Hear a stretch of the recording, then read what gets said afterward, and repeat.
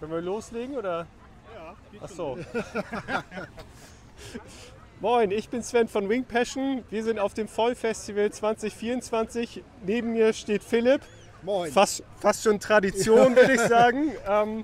Genau, und zeigt uns jetzt mal den neuen heißen Scheiß. Und dann würde ich sagen, wenn wir eh schon hier sind, den hier, den wir auch, also genau das sind 75 Liter, ne? Das sind 75 Liter. Ich würde mal sagen, den testest du auch gerade, oder? Genau, 85. den haben wir, ja, genau den haben wir gerade. Also Genau. jetzt nicht das, aber sozusagen baugleiches Board. Genau, Ne? Ja. genau, ja. Ja, das ist der neue Edge. Ja, wir können ihn ja einmal erstmal so rum betrachten und dann einmal drehen. Wie man schon sieht, ist dieses Downwind-Konzept, aber fürs Wing gedacht. Die neuen oder die normalen Downwind-Boards sind ja 8 Fuß lang. Der ist deutlich kürzer, mit weniger Volumen, weil man ja diese lange Nase nicht braucht, nur dieses Verhalten, um wirklich ins Gleiten zu kommen. Hat Fußschlaufen, also wer Fußschlaufen auch benutzen möchte, der kann die hier montieren. Wir hatten uns ja vorhin drüber schon unterhalten. Ja genau, das ist so das neueste Modell. Ich kann ihn auch nochmal umdrehen. Dass man auch mal sieht, wie das Unterwasserschiff aussieht. Siehst du das so? Ja, ne? Mach ein bisschen Sand weg, damit er auch schön aussieht. Genau, hier sieht man schon lange Gleitfläche. Dadurch kommt er auch schön schnell aus dem Wasser. 6.0 bei 75 Liter, lange Must-Tracks, so dass man auch sein Voll gut positionieren kann.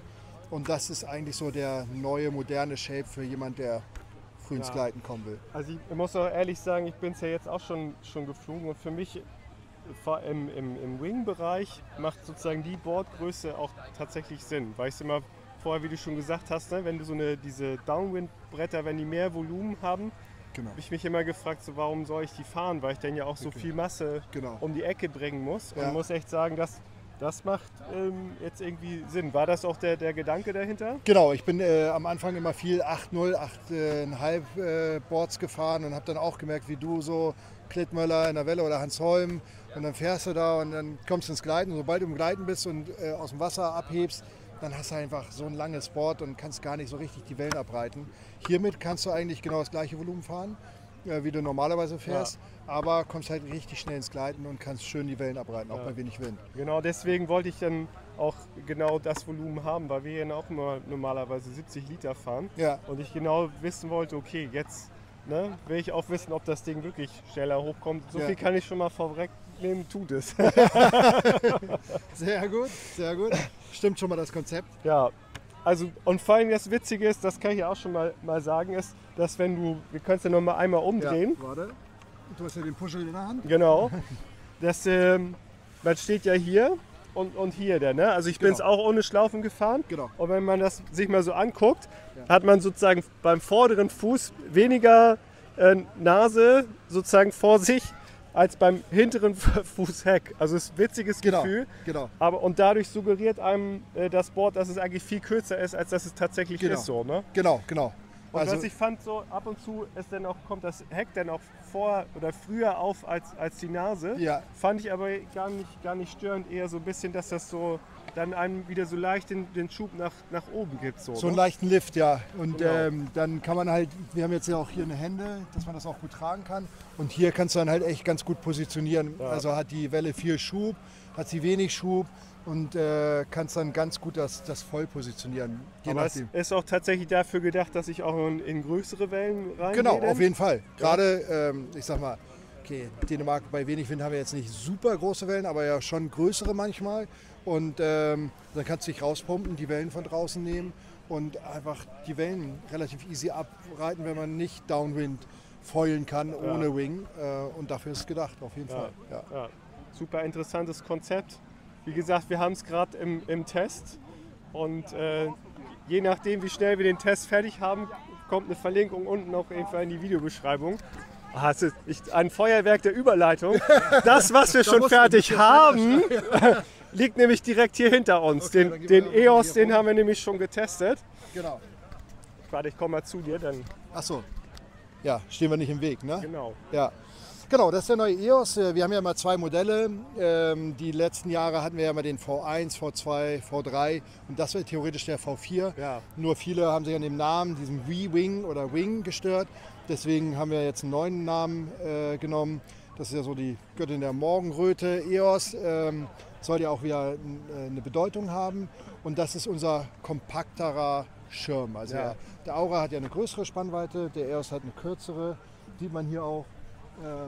Wir haben jetzt auch die Spannweite mal mit angegeben, weil immer viele fragen, ja, wie lang ist er denn überhaupt, was hat er für eine Spannweite, und deswegen findet man die hier auch. Okay, und dann, das ist mir ein bisschen aufgefallen im Vergleich zum Aura 2, hat der EOS jetzt weniger Niete. Ne? Der Aura hat ja immer ganz viele mit diesem Konzept, dass er dann aufmacht, was ja auch tatsächlich funktioniert. Genau. Was man nicht so richtig hier sieht, ist ein neues Tension-System, was sich Bill ausgedacht hat. Also wie du ja siehst, hier hat er ja eine sehr saubere Spannung. Ja. Und durch dieses neue Tension-System haben wir viel mit den Nähten gearbeitet. Wie viele Nähte braucht man, wie sind die angeordnet und wie ordnet man die Nähte an, ohne dass, sonst hat man ja immer hier hinten, will man das ja möglichst straff haben. Und wenn man das zu straff hat, dann ziehen die Nähte ja die Wingtips quasi zusammen, um diese Straffheit zu haben. Und das konnten wir halt durch diese neue Nahtführung und durch dieses neue Tension-System einfach optimieren. Also ich fand es auch, als ich den in den Händen hatte, und da habe ich gedacht, so, oh, das Ding ist ja unglaublich straff so, ne? Ja, genau. Ich sag mal, und in der vorherigen Entwicklung war immer so, okay, wenn der so straff ist, dann ist er im Low-End-Bereich, ist er irgendwie nicht gut, aber das ist ja irgendwie das Gegenteil. Also der ist ja tatsächlich nochmal, die Windrange hat sich ja tatsächlich nochmal erweitert, sowohl nach unten als auch nach oben. Genau, ich würde sagen, ist nochmal wie ein Tick moderner geworden, der Shape. Wir haben viel dran rumexperimentiert, wie viele Segmente bei einem kompakten Shape man braucht, wie man die Spannung macht. Und da ist der EOS eigentlich als sensationeller Wing rausgekommen mit vielen guten Eigenschaften. Also durch dieses Kompakte hat er trotzdem eine super Straffung und ist sehr manöverfreundlich und kommt trotzdem gut ins Gleiten. Und Boom gibt es auch dafür, ne? Genau, man sieht das, haben wir das hier irgendwo montiert? Hier, nee, achso. Da haben wir es montiert, genau. Es gibt immer alle 3 Varianten, egal ob beim Aura oder beim EOS. Also man kann Soft-Handles und harte, kurze Handles dran montieren, das ist immer beim Lieferumfang mit enthalten. Oder halt den Gabelbaum und dann kann man in der Mitte diese Plastiknupsis draufdrücken und kann den Gabelbaum fahren. Genau, dazu kann man auch mal sagen, also derjenige, der wissen möchte, wie das funktioniert, das Umbauen, da gibt es ja einen QR-Code, ne, auf der Tasche. Genau. Da habe ich auch schon ausprobiert, funktioniert tatsächlich und da mit der Anleitung kann man noch arbeiten. Ja, also. Genau, das ist gedacht, falls man irgendwelche Fragen hat. Klar, kann man gerne anrufen, aber ansonsten natürlich. Und die Tasche, weil wir ja bisher nur den Prototypen hatten, die Tasche wird dann wahrscheinlich auch wieder so, dass ich die verlängern kann. Genau, ne? ist unten ein Reißverschluss dran, so dass man das auch transportieren kann, wenn man den Gabelbaum fest montiert lässt, hat man immer 2 Möglichkeiten. Genau. Ja, super. Dann würde ich sagen, vielen Dank. Wenn ihr wissen wollt... 2 Sachen noch, ganz kurz. Was auch noch neu ist, bevor wir das vergessen, dass man jetzt ein SUP-Ventil hat. Ja, genau, stimmt. Und weil wir auch, wir unterhalten uns ja auch so immer über Material. Wir haben hier ein ganz neues Crazy Ripstop-Material, das die Trailing Edge nicht so schnell ausleiert. Es sind 5 Fäden, sonst sind das ja mal 2 Fäden. Ja, da kannst du mal ganz nah ran, dann sieht man das. Hier sieht man das, ne? Genau. Und auch nochmal andere Sägelatten, die das Ganze dünn sind, leicht, aber trotzdem steif machen. Also es sind viele kleine Details, die man vielleicht nicht so auf Anhieb sieht. Ja, was mich tatsächlich begeistert hat, ist jetzt, dass auch da ein Subventil an der Mittelstrut dran ist. Genau. Weil man das ja oft mit diesen, ich nenne das immer Luftmatratzenventilen gehabt hat, dass die, wenn da so ein Sandkörnchen oder irgendwas zwischen war, dass die manchmal auch einfach undicht geworden sind. Also ich habe die gar nicht mehr aufgemacht, weil ich immer Angst hatte, nachher verliert man da doch wieder ein bisschen. Und trotzdem One-Pump, also man kann es auch abklemmen und unterschiedliche Drücke drauf machen. Und wie gesagt, diese ganzen kleinen Details. Wir haben eine ganz neue Leash. Ich weiß gar nicht, ob dir das auch schon aufgefallen ist oder ob die schon hattest. Ich hatte noch die alte. Ja. Das ist, die zieht extrem lang. Das heißt, wenn der Wing wegfliegt, dann hat man ja oft so einen Ruck. Man muss so ein bisschen aufpassen. Das hat man hier überhaupt nicht mehr. Französische Leash aus Frankreich, das Material. Und wir haben den Swivel versetzt. Wir haben andere Metall hier eingesetzt, vorher war das Plastik. Also wir haben viele kleine Sachen an dem Wing geändert und einfach weiter optimiert. Ja, also mir gefällt er tatsächlich auch echt gut so. Ne? Das freut mich. Genau, dann kann ich nochmal auf unseren Testbericht verweisen. Natürlich findet Philipp seine eigenen Produkte mega, ist auch klar. Schade, wenn nicht. Genau, aber da könnt ihr nochmal genau nachlesen, wie sich das Ding auf dem Wasser verhält. Ja, dann würde ich sagen, viel Spaß damit und bis zum nächsten Mal. Vielen Dank. Ne? Bis dahin.